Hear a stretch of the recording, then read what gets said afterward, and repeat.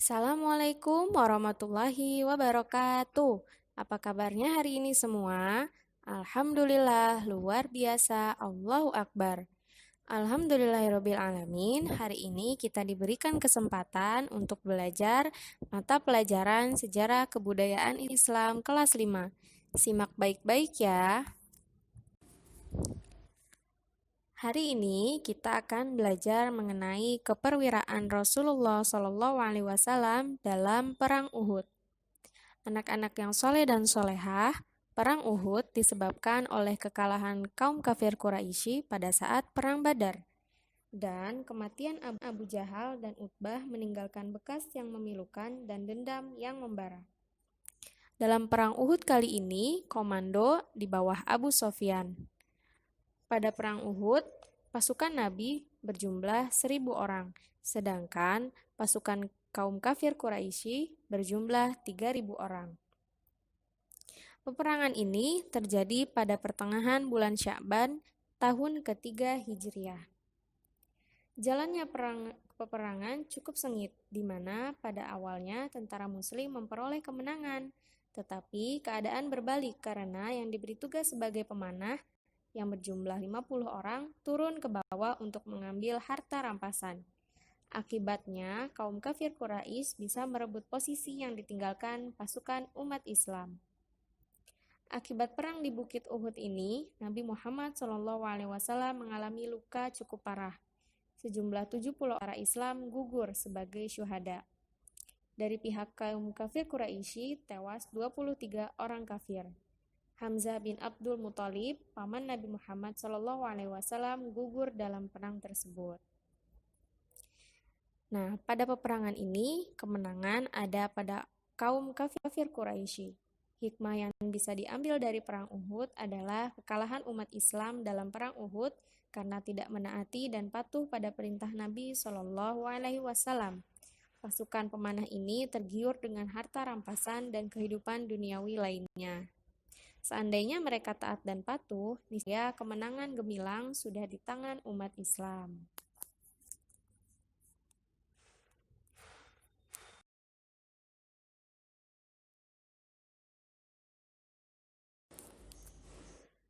Selanjutnya yaitu keperwiraan Rasulullah SAW dalam Perang Khandaq.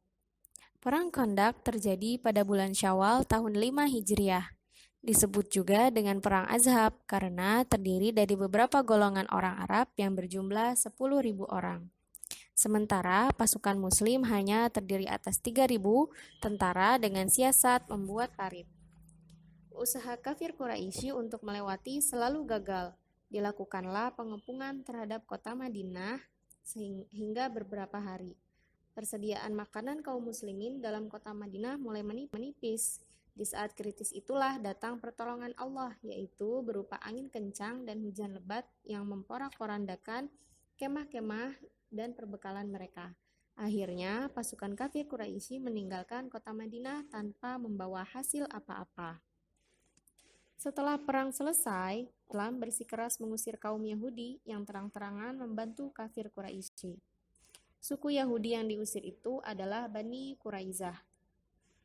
Kemenangan Perang Khandaq ini membuat nama umat Islam dan kota Madinah semakin harum dan disegani. Dari peperangan ini, 6 tentara Muslim gugur sebagai syuhada. Salah satunya Sa'ad bin Mu'az. Perang ini diabadikan dalam Al-Quran yang namanya sesuai dengan perang ini, yaitu Surat Al-Ahzab ayat 9.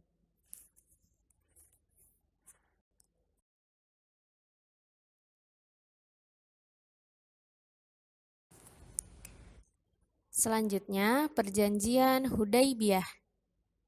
Nabi Muhammad SAW dan umat Islam sudah berada di Madinah selama 6 tahun lamanya. Kemudian, pada tahun ke-6 beliau memutuskan berkunjung ke Mekah pada bulan Zulqa'dah atau ke-6 Hijriah atau 628 Masehi. Berangkatlah Nabi Muhammad SAW dan umat Islam untuk mengunjungi Mekah untuk menunaikan haji. Pada bulan Zulqa'dah ini dilarang untuk melakukan peperangan. Para pemuka Quraisy mengetahui kedatangan Nabi Muhammad SAW dan umat Islam. Mereka bereaksi menolak kedatangan umat Islam untuk berhaji. Ketika itu, umat Islam sampai di suatu tempat sekitar 6 mil dari kota Mekah. Tempat itu disebut dengan Hudaybiyah. Untuk berhenti, Nabi Muhammad SAW mengutus Utsman bin Affan untuk menyampaikan maksud kedatangannya. Selama menunggu hasil, beredar isu bahwa Utsman bin Affan dibunuh kafir Quraisy. Isu itu menjadikan umat Islam menyatakan ikrar dan sumpah untuk membela dan berjuang demi kejayaan Islam hingga tetes darah penghabisan. Sumpah itu dikenal dengan nama Bai'atur Ridwan. Padahal itu hanya isu dan ternyata sahabat Utsman masih hidup.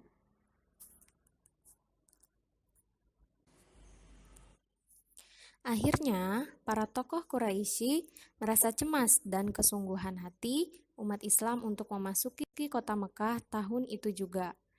Akhirnya disetujui perjanjian Hudaybiyah. Isi perjanjian itu yang pertama yaitu mereka sepakat mengadakan gencatan senjata selama 10 tahun. Yang kedua, setiap orang diberi kebebasan bergabung dengan Muhammad atau jalin perjanjian dengannya. Sebaliknya, setiap orang juga diberi kebebasan dan bergabung dengan kelompok Quraisy atau menjalin perjanjian dengannya. Yang ketiga yaitu, siapa yang pergi bergabung dengan Muhammad tanpa alasan yang dapat dibenarkan, ia harus dicegah dan dikembalikan kepada walinya. Tetapi, jika mengikuti Muhammad hendak bergabung dengan kelompok Quraisy, maka ia harap dibenarkan. Dan yang keempat, pada tahun ini Nabi Muhammad SAW dan umat Islam harus kembali ke Madinah, diizinkan menjalankan haji tahun depan dengan syarat tidak boleh lebih dari 3 hari dan tanpa membawa senjata. Isi perjanjian di atas merugikan umat Islam dan Nabi. Meskipun demikian, juga ada untungnya, yaitu selama 10 tahun tanpa ada peperangan akan membawa peluang bagi Nabi dan umat Islam untuk menyiarkan dan mengembangkan dakwah Islam. Dengan kearifan Nabi Muhammad SAW dan kesabaran umat Islam telah menarik simpati orang-orang Quraisy sehingga setelah perjanjian itu banyak tokoh-tokoh Quraisy yang masuk Islam seperti Khalid bin Walid dan Aus.